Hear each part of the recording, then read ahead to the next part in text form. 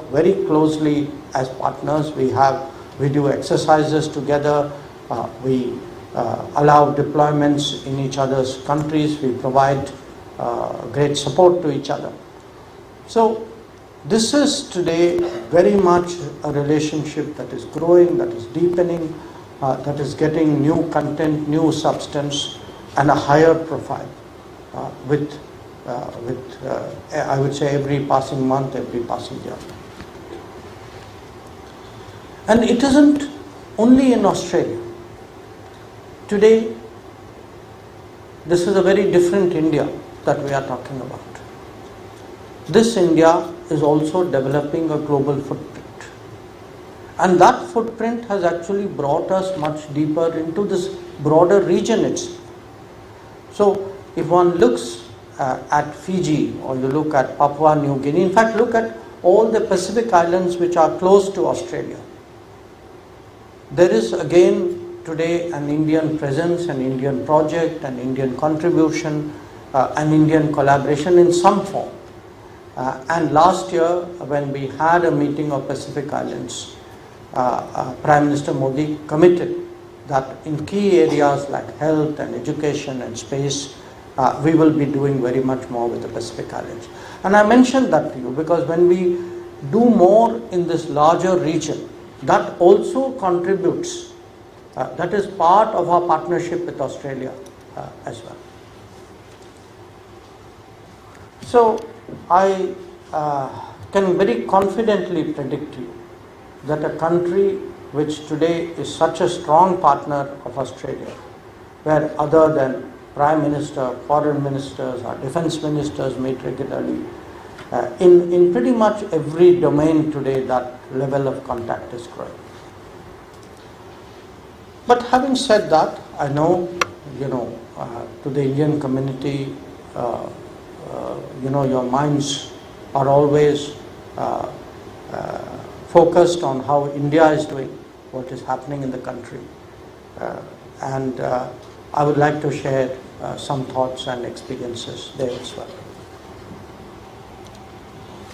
10 years ago, as a country, we made a very big decision. And that decision led to Narendra Modi becoming the Prime Minister of India. At that time, he had been for about a decade and a half a very, very successful Chief Minister. But from being a Chief Minister to a Prime Minister, in many ways, the country took him on trust. The country expressed a hope, that they hoped that everything that he had done in his own state, the changes he had made, the governance, the good governance he had brought, that he would be able to take it to a national level and take the country to a very, very different place. 10 years have passed. We are again, of course, as you all know, poised to make another decision again. But I want you to reflect on these 10 years, because many of you would go to India. It's possible some of you may not have had the opportunity, or if you go to India also, you may go to your hometown or go to one city in India, may not have the chance, as many of us who live in India do, of traveling with you. But I ask you to think back in 2014. Suppose I was standing before you in 2014 and I told you that, you know what, we have just elected a Prime Minister whose administration and governance would see that this country, India, is in a position to regularly feed a population the entire size of Europe and North America, which is able to give free healthcare to more people than who live in Europe, which is able to give houses to people larger than the population of Japan, which is able to free women from firewood in the kitchens and give them gas cylinders, which is more than the population of Germany, which will give loans to people, small people who would normally never get those loans from banks, to allow them to stand on their own feet, and this would be larger than the population of South Africa. I think you people would not have believed me. And yet, that is exactly what has happened in the last 10 years. Now, as a foreign minister, this is a subject to which I keep coming back to. I keep coming back to because there is huge interest in the world. And you would all see this in Australia. That I am sure in the last 10 years, if each one of you thinks about your workplace, your friends, your social circle, you would see in that a very different level of interest about what is happening in India. So, I get asked this question. So tell us very briefly, give us some sense of what has happened. I had this conversation recently, just last week, with some very senior British politicians who were visiting. Or a few days before that, on 26 January, I was with President Macron of France as the minister who was traveling with him. So I had to think, how do I give them some data point which is immediately like bingo, they get it. So I said, just think about it, last 10 years. In these 10 years, we have built 8 new airports every year. Okay, so people start thinking. We have every 2 years, 3 cities have got metros. Every day, 30 kilometers of national highways are being built. And for the last 10 years, every day, I repeat, every day, 2 new colleges are being opened. So, when you tell people, and then I told them what I told you before, that a country which is today in a position to provide nutrition to 2/3 of its population, which provides health care, because these are problems everybody in the world has. The most developed country in the world has people who are left behind and who struggle really to make sure that at the end of the day they don't go to sleep with empty stomachs. So if we in India, and all of you know the challenges which India has been through, that if we in India are able to solve the problems of hunger, solve the problem of health, our expectation is, just as we speak, every house has electricity connection. Every house has piped water. When you think about piped water, it is not just water that you get. There are huge health consequences, health benefits to getting piped water.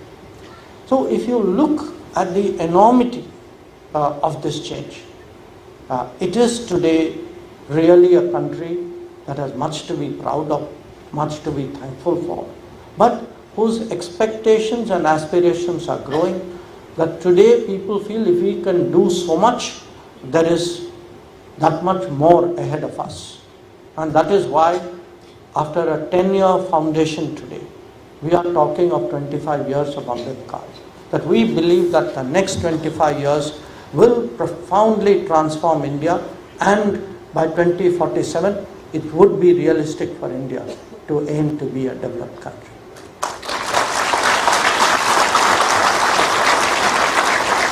Now, I have spoken to you in a way, I've tried really through some numbers, through some comparison, to give you this change which has happened. But I also want to talk to you and remind you of the challenges which happened in this period. Because remember, in these 10 years, especially these last 5 years, 2.5 years went to COVID. Now, how we faced COVID, how we came through COVID, that itself is something which actually we should reflect on, and the world actually admires. That a country, when COVID started, and I've related the story before, actually the G20 leaders met as a group virtually, and I was sitting behind the Prime Minister at that time. And one of the biggest worries in the world when the briefing was done was, how will India cope with COVID? The feeling was India didn't have the health facilities, India didn't have the production, the medicines, the basics, the masks, the ventilators, the PPEs to deal with COVID. We started the COVID as the country of worry, and we concluded the COVID as the country of contribution. That the same India not only looked after its 1.4 billion people, got them all vaccinated, but was actually able to make sure that 100 odd countries in the world got vaccines, and many of them got vaccines only because of us. So, and if you remember that COVID period, one part of it was the health. The other part was also, so many of us, so many of you had the challenge of travel. There were people in India who had to go out. There were people abroad who wanted to come back. Many people went out for work. There were a lot of students. Across the world, dormitories hostels started closing, and people said, please go back to the country you came from.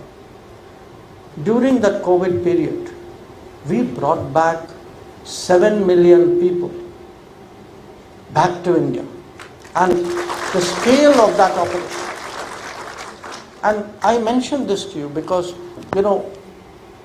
in a way, see, all of us have this sense, government, sarkar, pata nahi kaise kaam karte hain. There is a certain impression about systems and government. But what happens when you get a leader, when you get a vision, when you get a motivator? I can tell you, as a person who's worked his entire life in the government, almost, it's a very different situation. People worked from home during COVID. We worked 3 shifts a day from office, every day.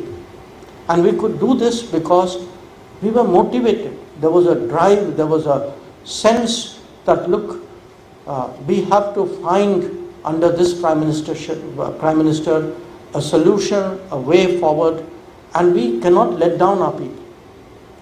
So that today, that sense that we have a community abroad, that there are 3.5 crore people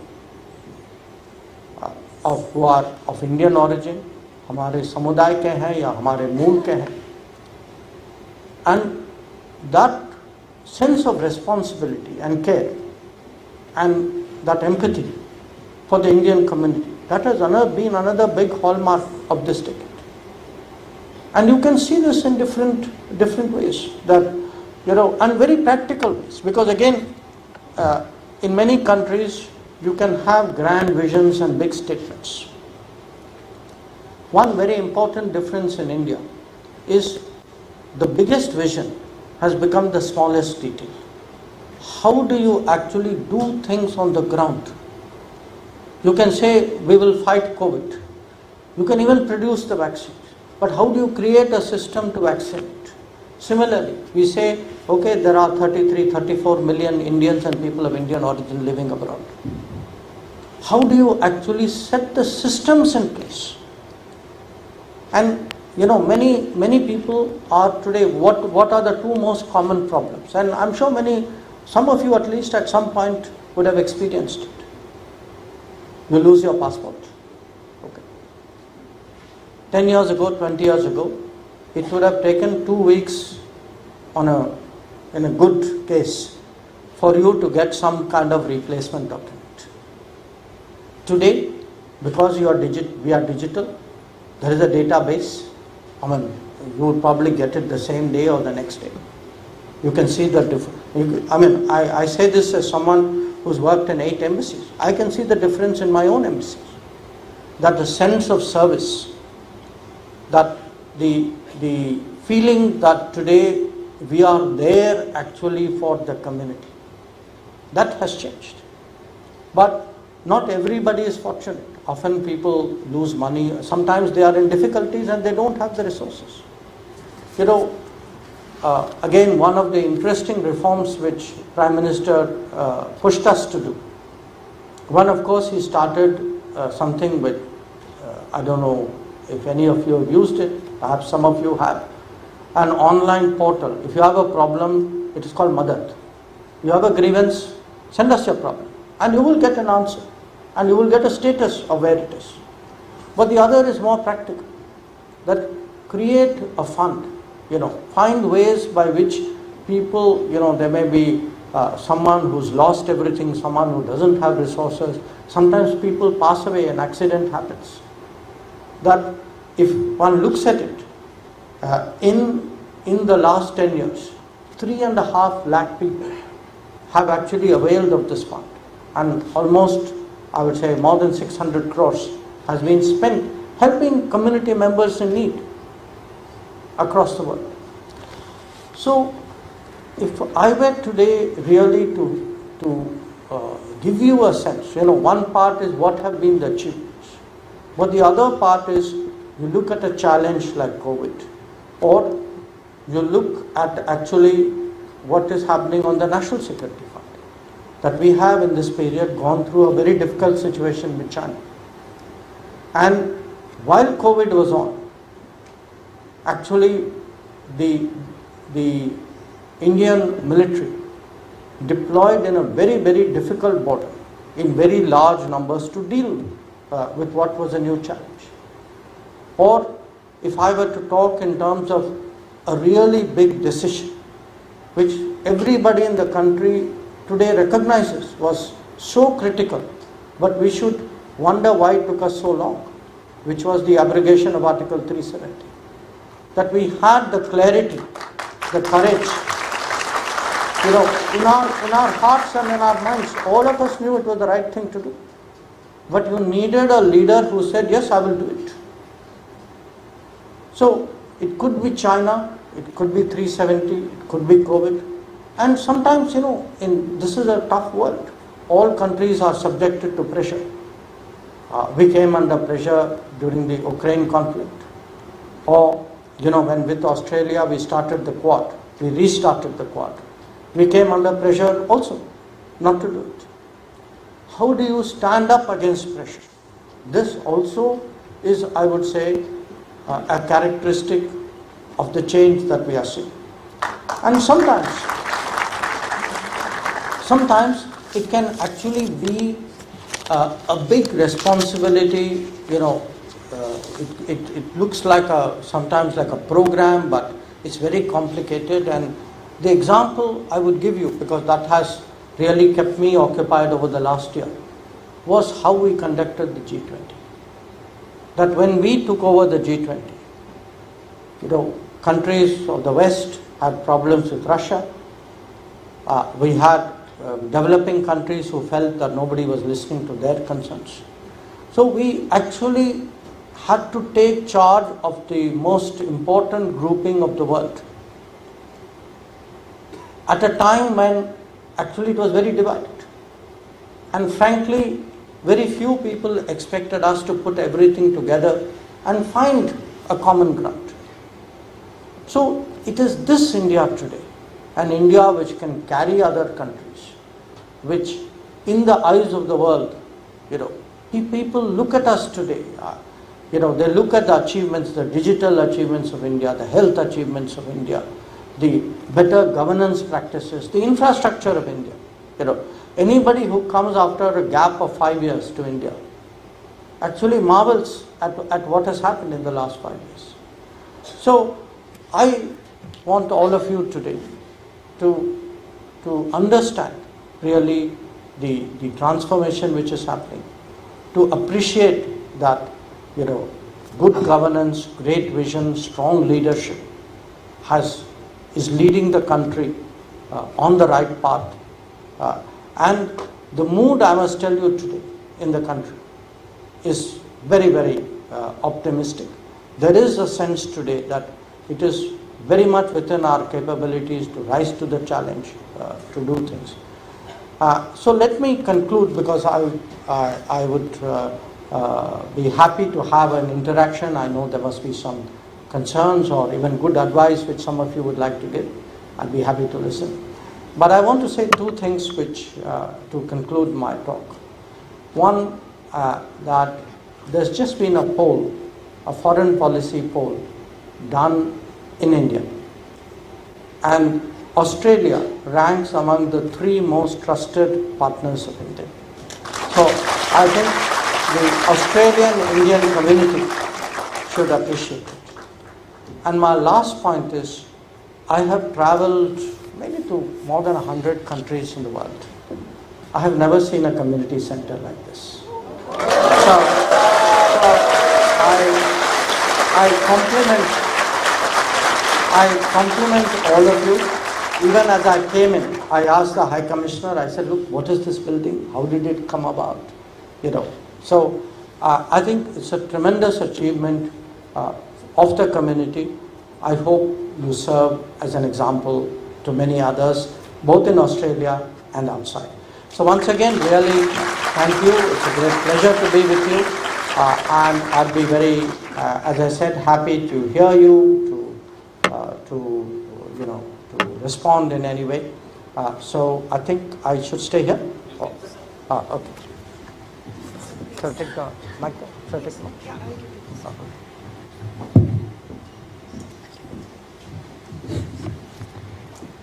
Thank you very much. Once again, may I request a big round of applause.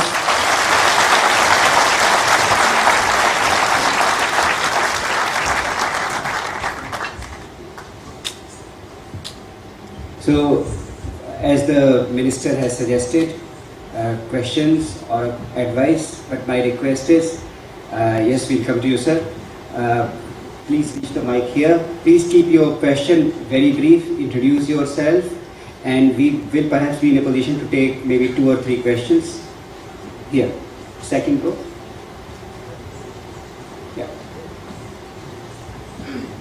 Thank you, sir, and very good afternoon to you, and welcome to Perth, Honourable Minister. My name is Paritosh Mishra, and I am the Vice President of Australia-India Business Council WA chapter, and also part of a Japanese organization called Fujifilm for the last 18 years. Pleased to share that we've just started operations in India, and which is expanding at a very fast pace. Sir, my questions to you is, you just said that you learned that Perth is now the capital of Indian Ocean, and you would have also heard that there is a strong debate going on to start a direct flight between Perth, Chennai and Perth, Delhi. So having said that, we have taken it for granted that the direct flight would certainly start. My question is, if this is what's happening with Perth, why can't we have Perth as the India hub of Australia before it becomes an Asian hub of Australia?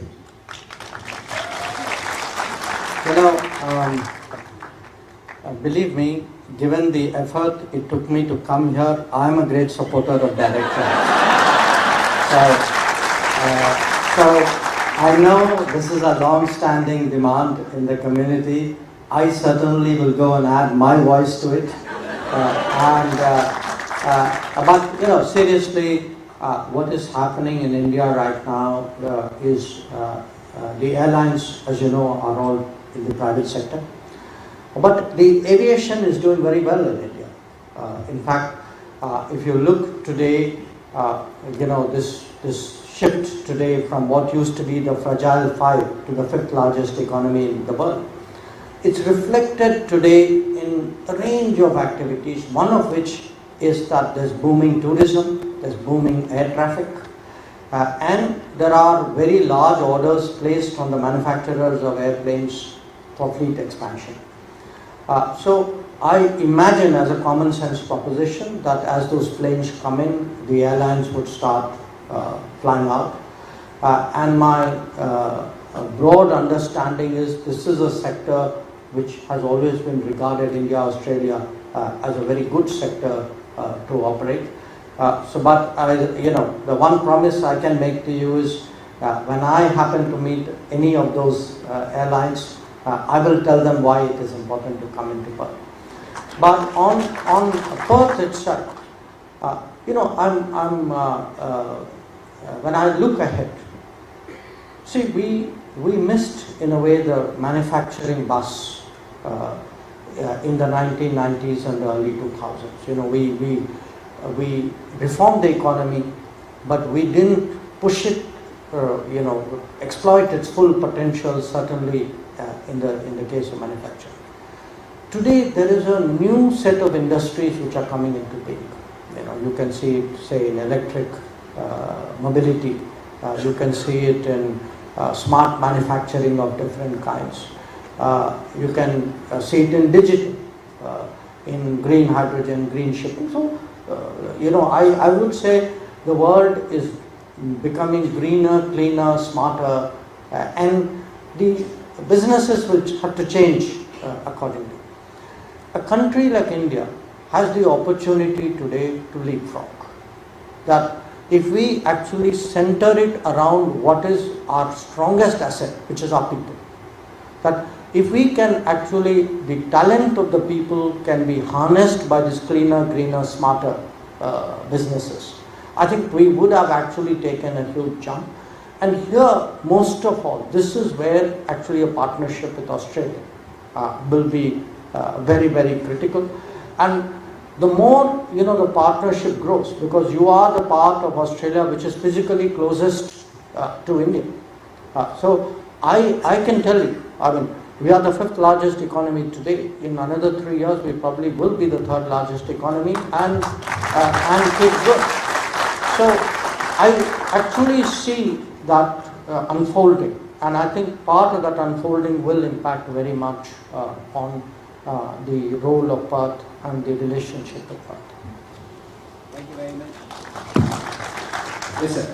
Yeah, myself Jignesh Shah, and without introducing much, but I am proud Gujarati to say that one representative is managing the internal affairs and one representative is managing the external affairs of India. So thank you very much. And one is managing all of them. No, that I don't know to talk. My main question actually, we came to know, and definitely India, we are a little bit more interested in the politics and political affairs. But here I have seen that it is very, very less media coverage about what is happening between India and Australia. Now you said that we have a 7 visit between 2 prime ministers. Probably so many people are not aware. So what do you think, how important it is to make community or other Australian community aware about what's going on between India and Australia, so that the acceptance will become very smoother for transition from the better relation in the future? Whenever Modi ji travels abroad, उनकी एक आग्रह होती है, it's a request he has to the community, and on his behalf I make the request to all of you as well. His request is that each one of you try to get 5 friends, local friends, to visit India.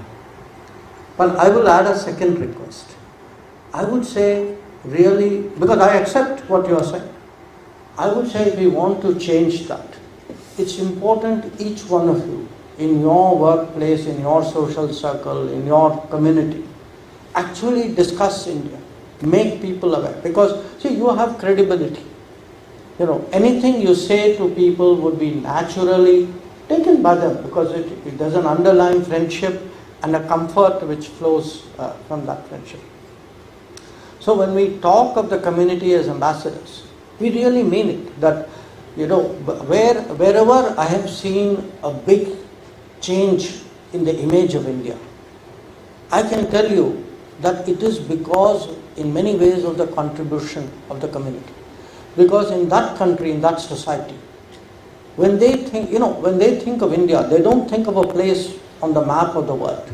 When they think of India, they think of a friend, they think of a co-worker, they think of their doctor, or they think of their tax specialist, or whoever. There is a face and there is an experience which they associate with India. And that is today really this image today. I hear this. Look, in many parts of the world, there is a big debate going on about immigration, about people who have come more recently. that debate is never directed at us, because we are seen as responsible, we are seen as family-centric, we are seen as contributing.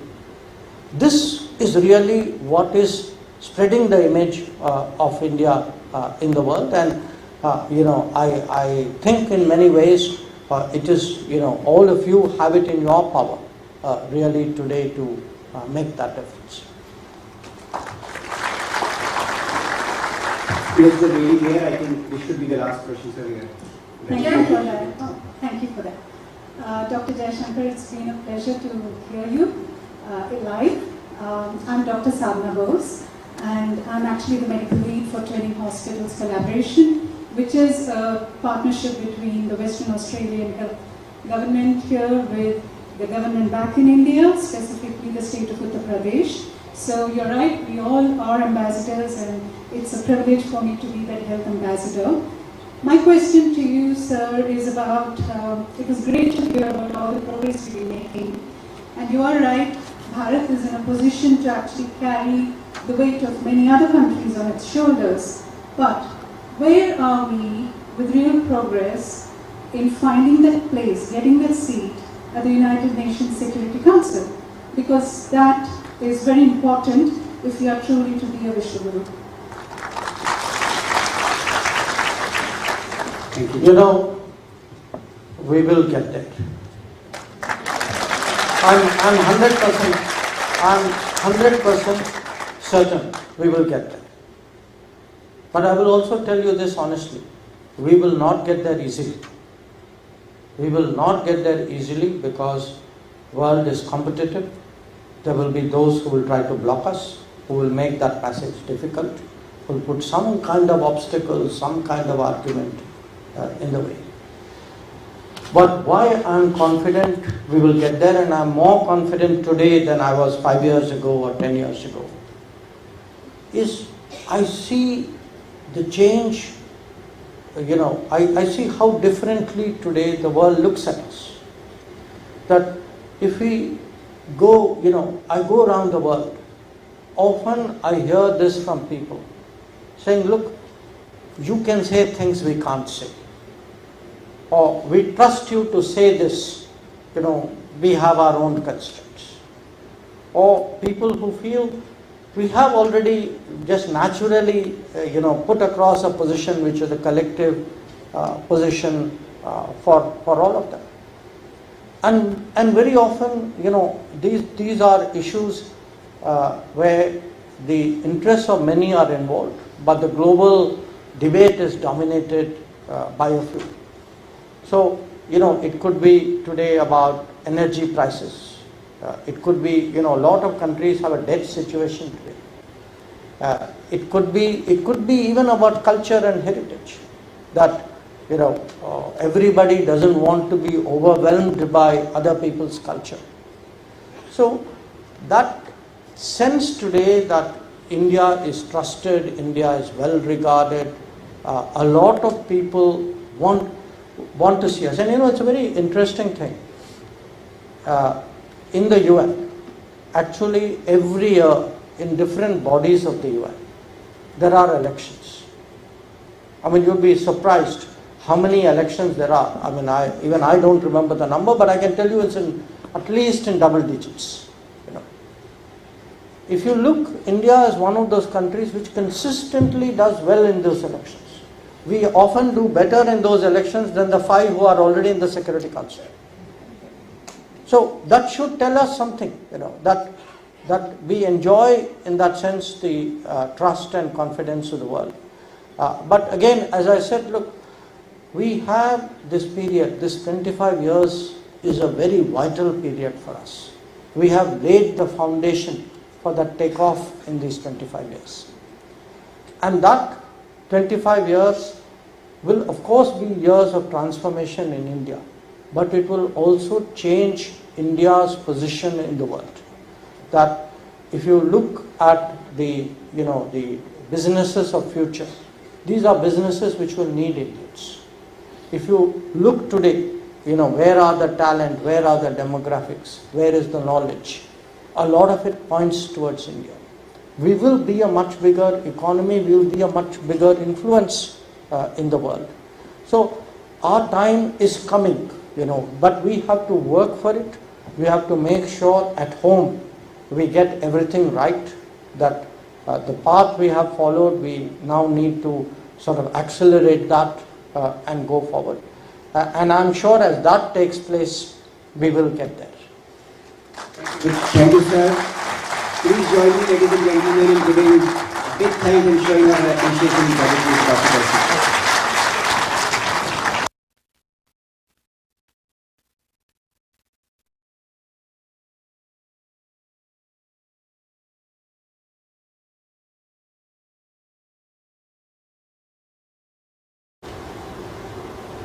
And I contrast it in a way to how it used to be, that it was sometimes rare in one generation to see a high-level visit. It took us 20 years after independence to have the first prime ministerial visit to Australia. So the first message I bring to you today is the relationship is doing great. There's an enormous commitment from India, starting with the Prime Minister, to build on this partnership. And it is something which we regard today. Yesterday when I addressed the Indian Ocean Conference, I said I regard this as the most consequential relationship we have in the Indian Ocean. And that is why I am here, and that is why it is very likely, if all goes well, that you will keep seeing me coming to Australia. Now, I spoke to you about how the political exchanges at the leadership level have grown. But you take any other way of measuring, look at the trade today. Our trade with Australia is upwards of $20 billion, growing steadily. The ECTA that we have concluded is really giving it a boost. We are confident that there will be a follow-up agreement to that. So certainly if one looks at the trade and investment side today, again, there is that sense that this is a relationship which is very much on the rise. Or look as a community at the community itself. Look at the growth in the community. Look at the fact today that there are so many more of you in so many different professions, and it is manifesting itself in different ways. I mean, we have just recently, when Prime Minister was here, we announced a new consulate in Brisbane. Australia has opened one in Bengaluru, and I expect more of this to unfold as the community grows.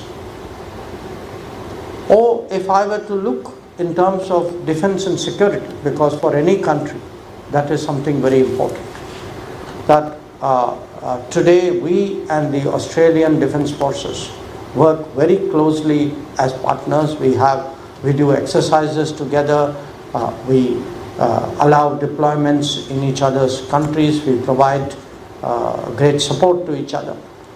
So this is today very much a relationship that is growing, that is deepening, that is getting new content, new substance, and a higher profile with I would say every passing month, every passing year. And it isn't only in Australia.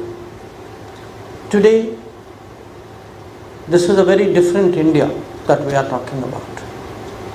This India is also developing a global footprint. And that footprint has actually brought us much deeper into this broader region itself. So if one looks at Fiji, or you look at Papua New Guinea, in fact look at all the Pacific islands which are close to Australia, there is again today an Indian presence, an Indian project, an Indian contribution, an Indian collaboration in some form. And last year when we had a meeting of Pacific Islands, Prime Minister Modi committed that in key areas like health and education and space, we will be doing very much more with the Pacific Islands. And I mentioned that to you because when we do more in this larger region, that also contributes, that is part of our partnership with Australia as well.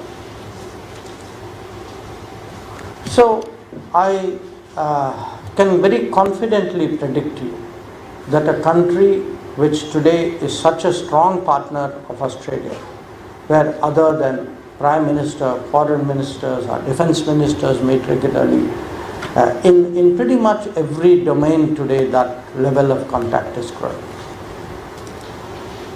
But having said that, I know, to the Indian community, your minds are always focused on how India is doing, what is happening in the country. And I would like to share some thoughts and experiences there as well. 10 years ago, as a country, we made a very big decision. And that decision led to Narendra Modi becoming the Prime Minister of India. At that time, he had been for about a decade and a half a very, very successful Chief Minister. But from being a Chief Minister to a Prime Minister, in many ways, the country took him on trust. The country expressed a hope, that they hoped that everything that he had done in his own state, the changes he had made, the governance, the good governance he had brought, that he would be able to take it to a national level and take the country to a very, very different place. 10 years have passed. We are again, of course, as you all know, poised to make another decision again. But I want you to reflect on these 10 years, because many of you would go